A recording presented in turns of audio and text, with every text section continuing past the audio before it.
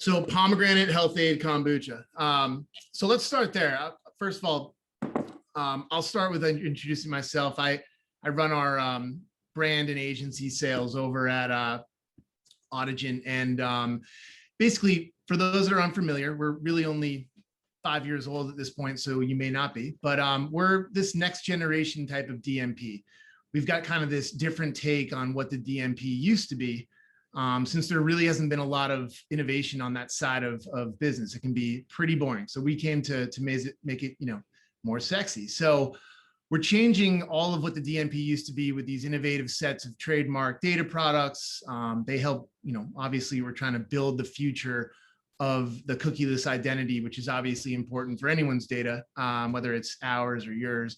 But we like, to call ourselves this data agency, so to speak, because we partner with 1,000 or plus publishers at this point, like Condé and Warner Music, Penske Media, Universal Music, and so on. And we're not only a strategic partner for them in terms of capturing their valuable data and helping them use it and make sense of it, and monetizing it, but we also help a lot of different agency and brand partners like yourself to activate on that first party clean data that we own. So we're all about the data, its cleanliness, how we use it, and being a little bit different. And I think, that brings me to you guys. Enough about me. You guys are making moves in the kombucha and gut health space.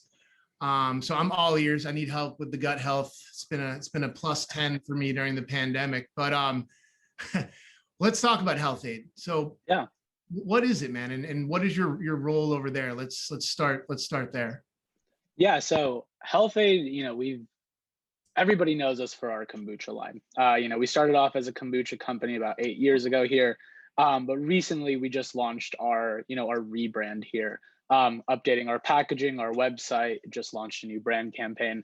We've really repositioned the company to be much more focused across all of gut health, not necessarily just, the probiotic tea that we once only sold. We now have our health aid mixers, which, is like a fun play of kombucha and a different usage occasion. We now have our health aid plus.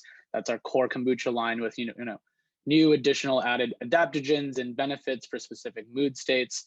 And then we're also launching a product called Pop next week. That's on the website right now, which is our prebiotic soda alternative.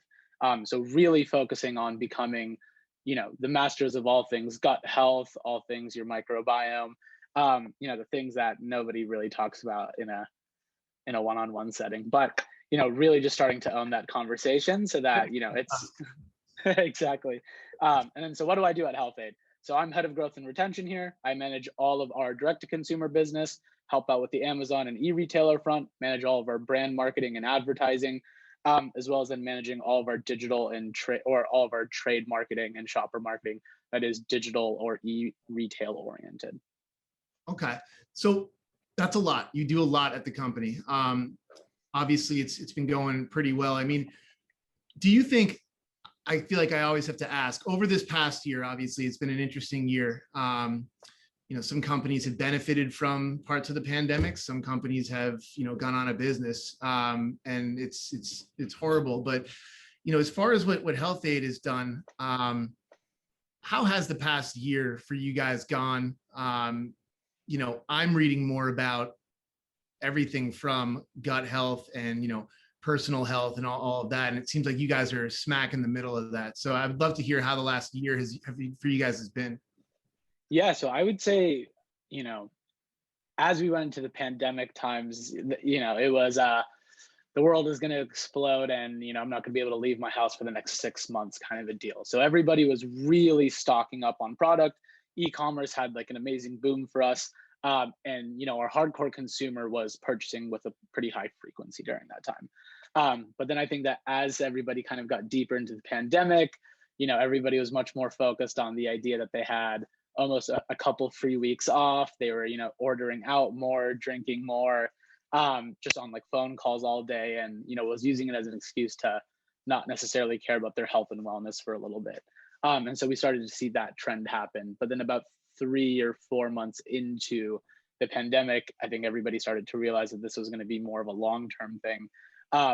and health and wellness then kind of had a revitalization because people had like a much deeper connection with, their body, their mind, just having to be at home with their loved ones or by themselves.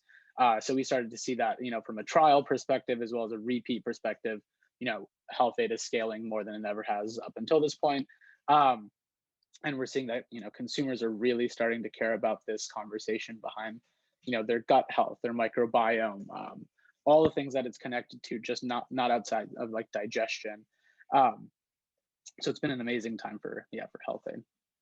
Yeah. So with at the beginning when there was mass confusion and then people, for one reason or another, obviously, are not leaving their house. What was kind of the role that e-com played versus, direct to, or going to store and buying your product?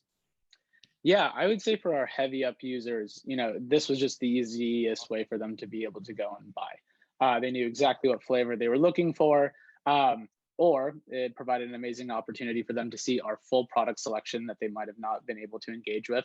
And we started to see a lot of, people from the natural channels or those more tech savvy consumers kind of come on over. And we also started to see that some of our older, more,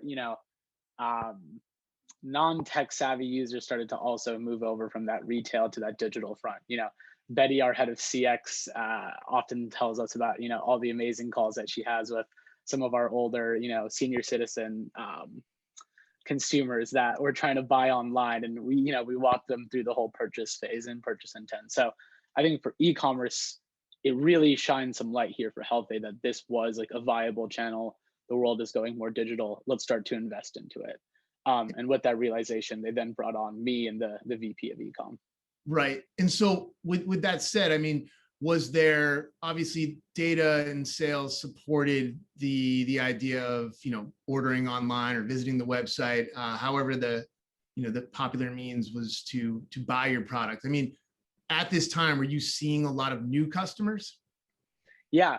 So what's great for Health Aid is that over the past couple of years, we've been investing quite heavily into our SEO and content marketing. So when that trigger started to get pulled, all of that search ranking or all that search volume started to scale up.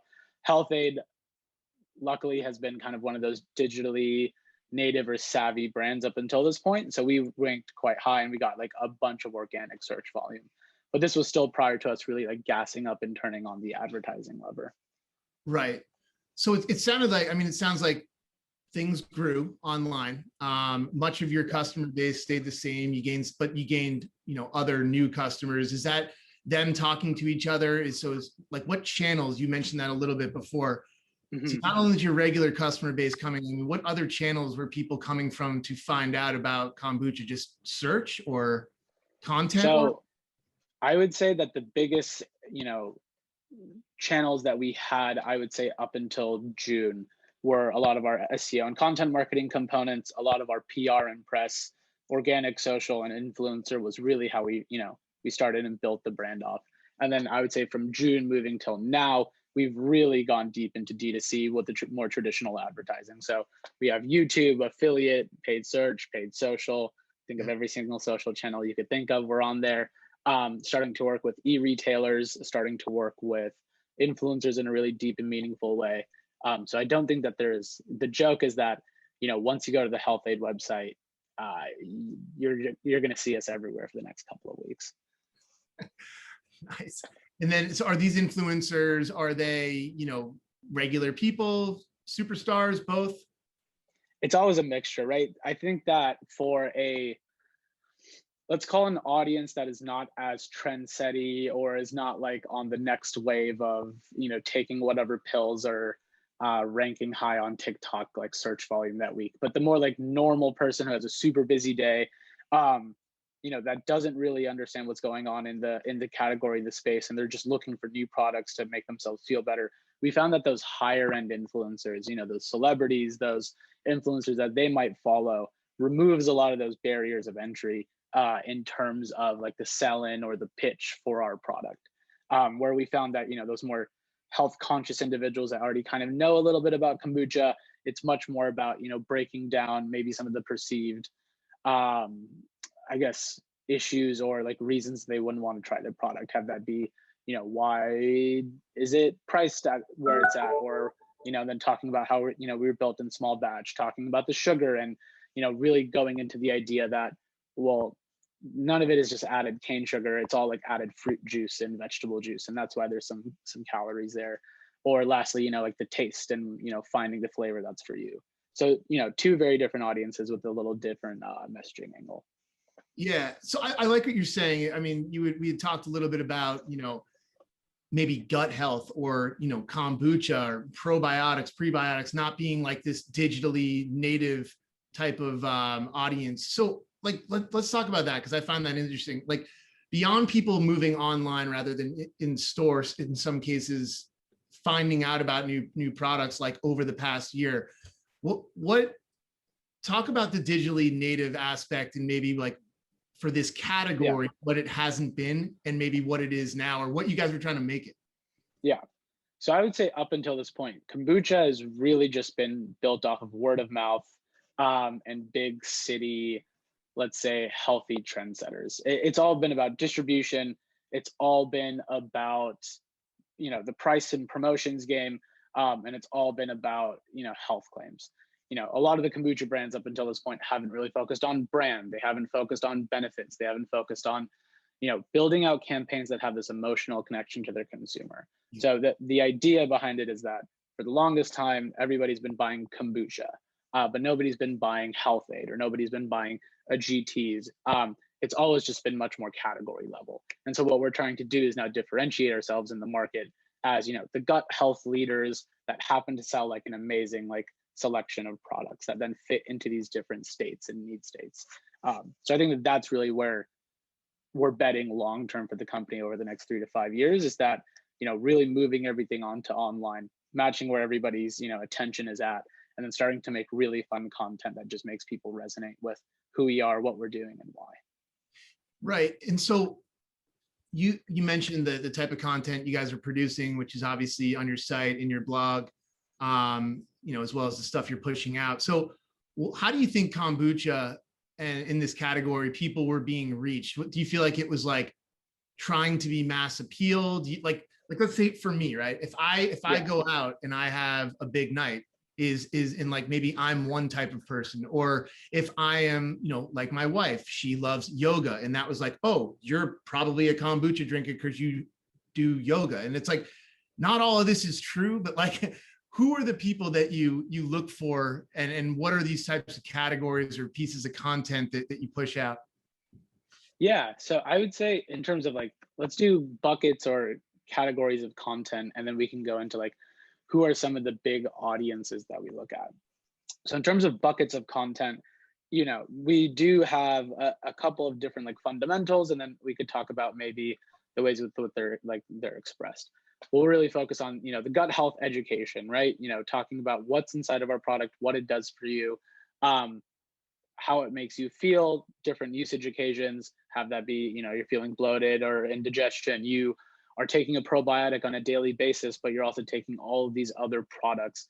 You can just simplify everything into one because our kombucha has multiple benefits. Right.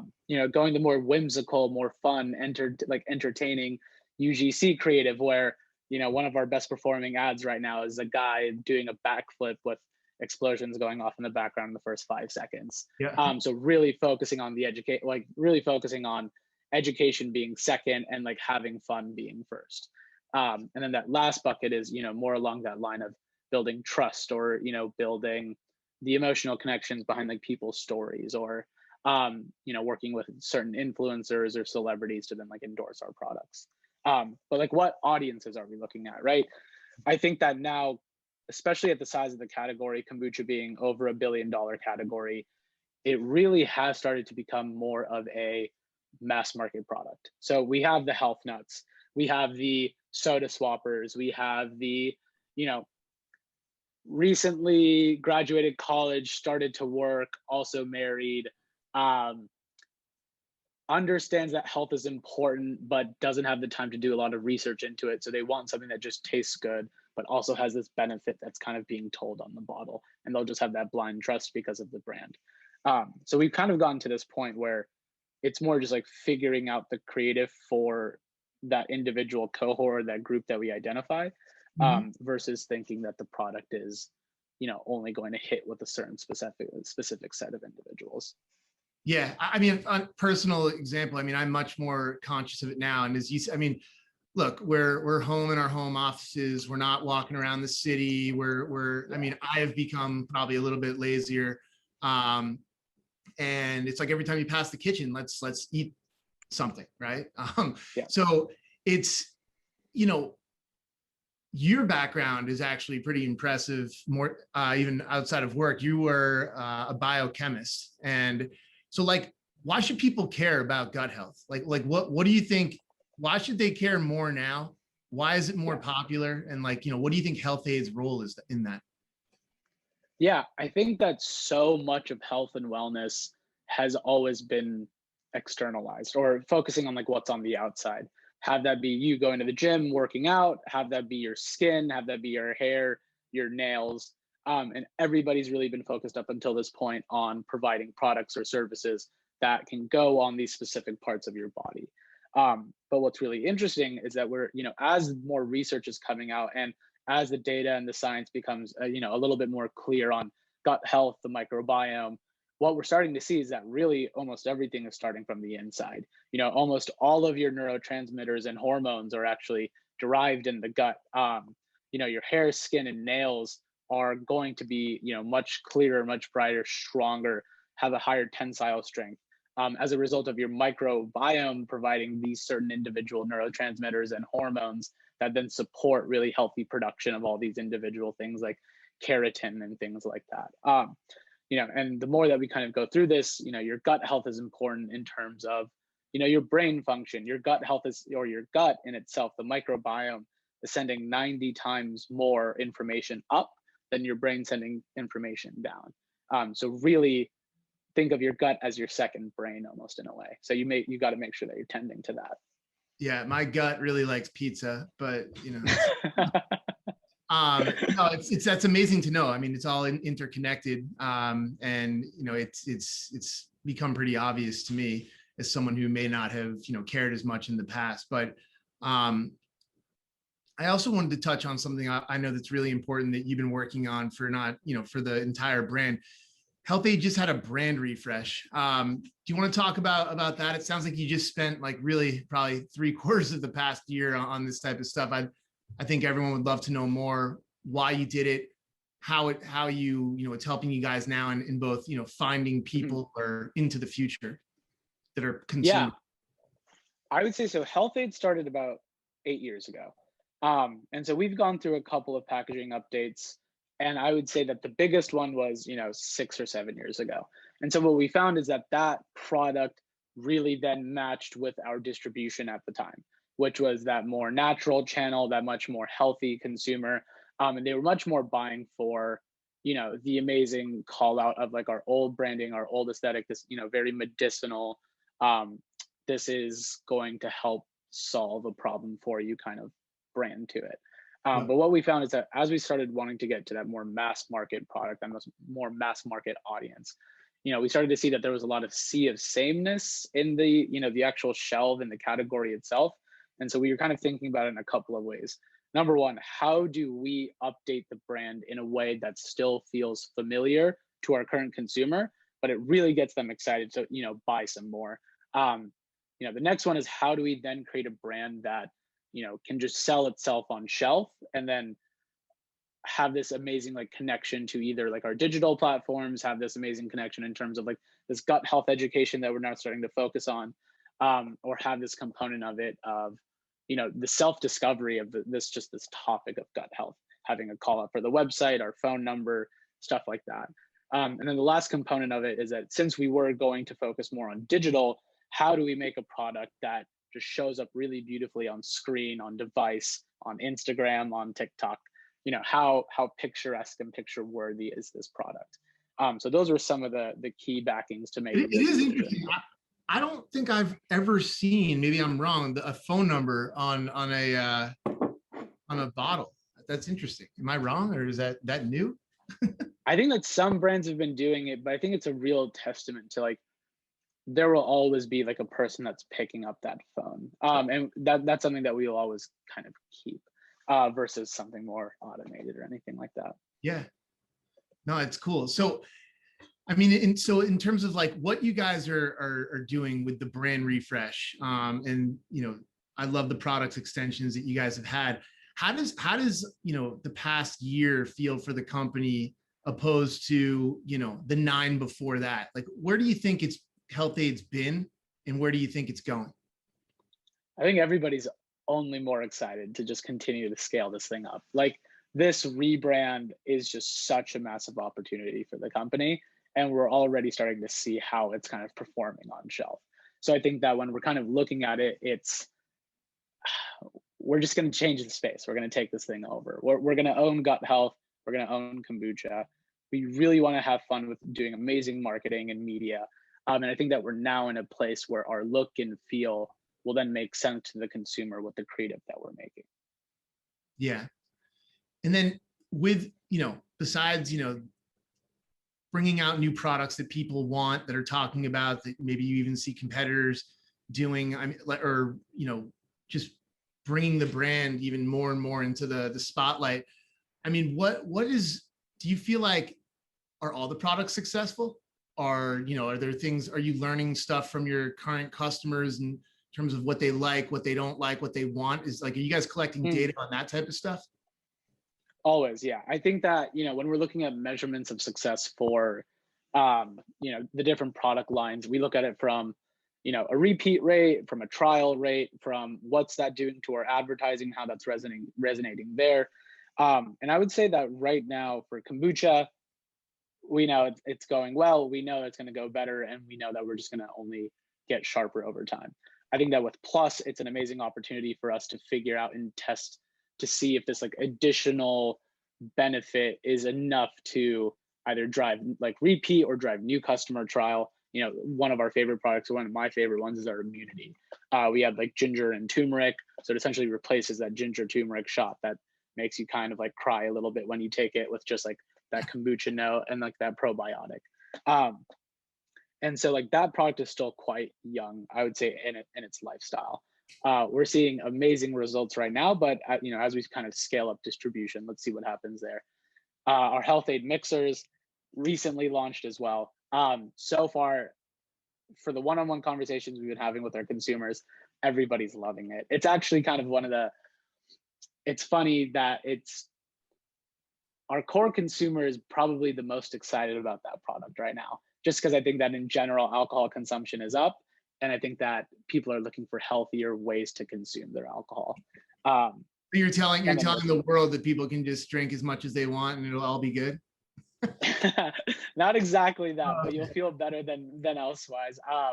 And lastly, with Pop I think is going to be one of the biggest opportunities here for us this year. It's all going to be about the soda, this healthy, delicious soda that is low in sugar and is good for you.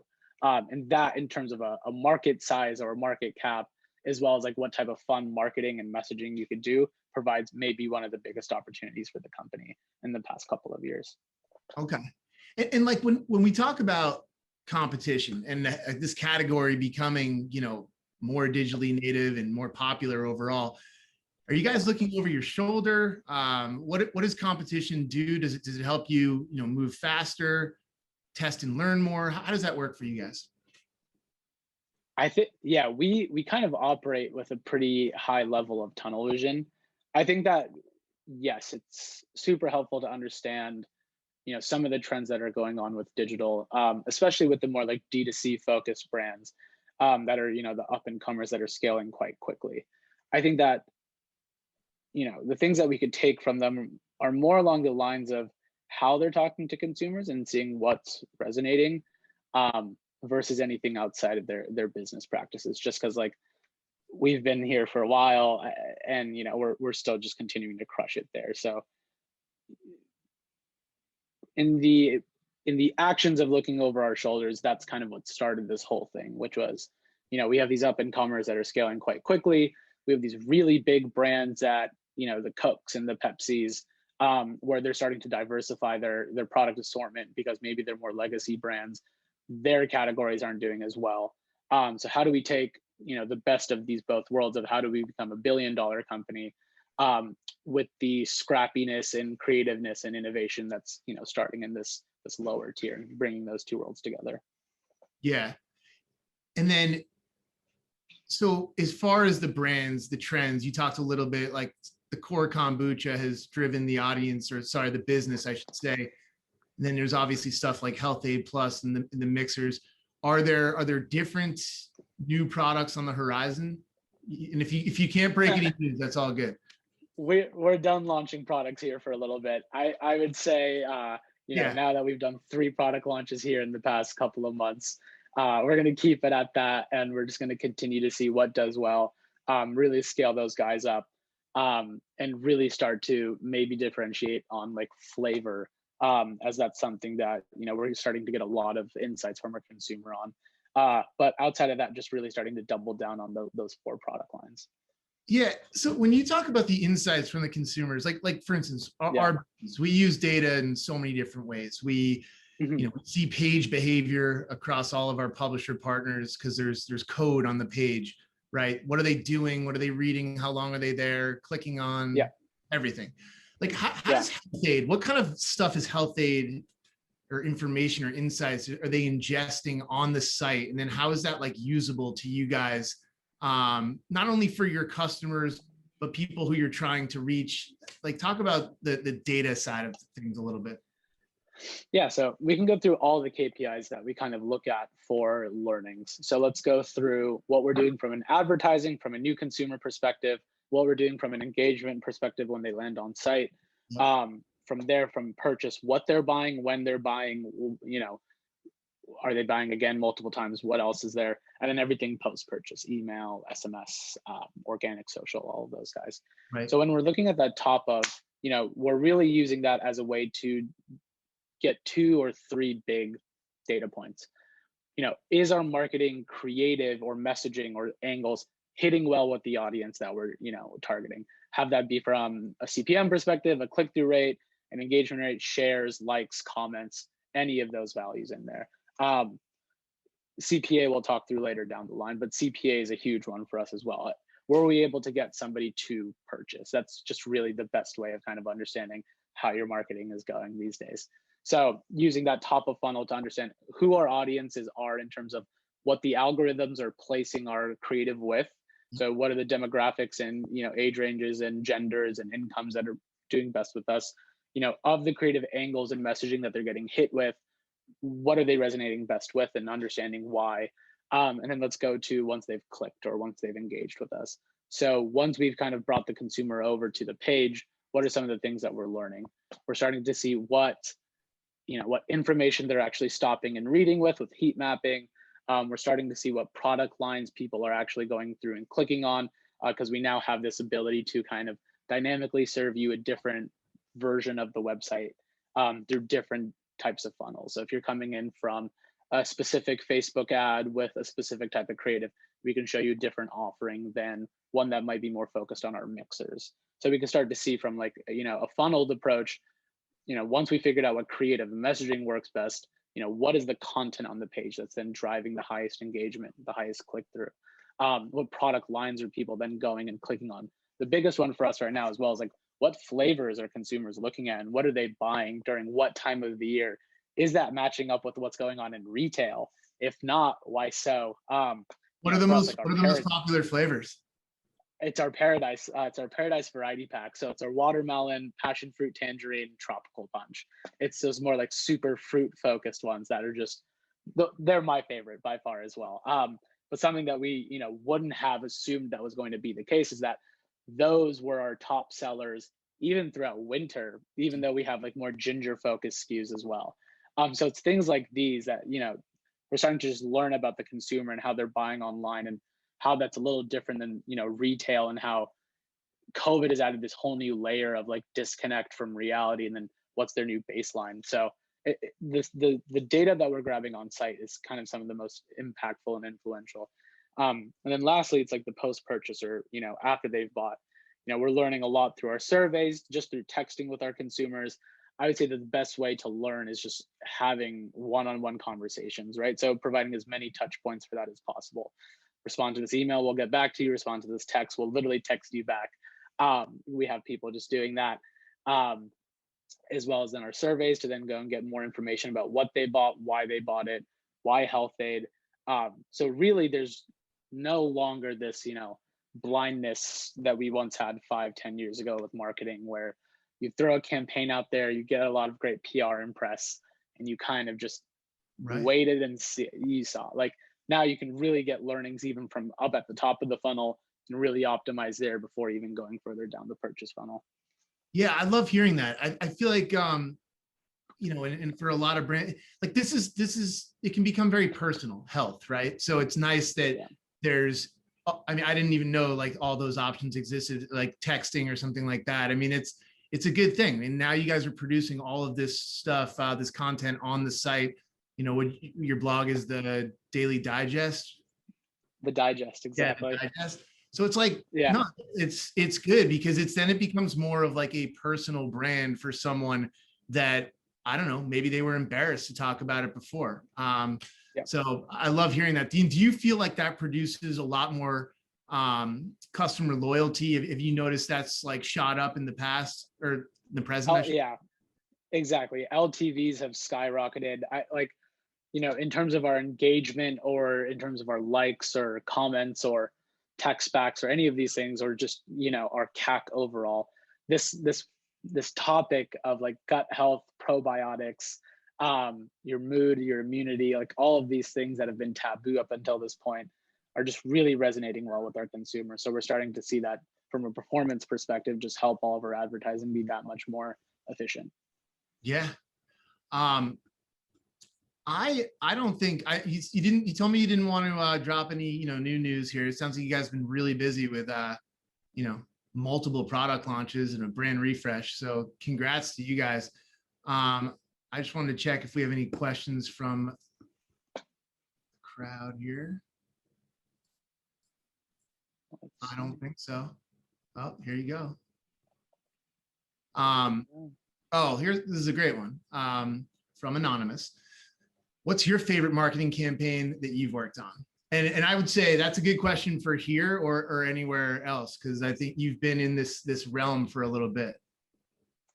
I would say the Follow Your Gut campaign that we just launched. I would say if you go to our website, you'll get a little bit of a teaser of that creative.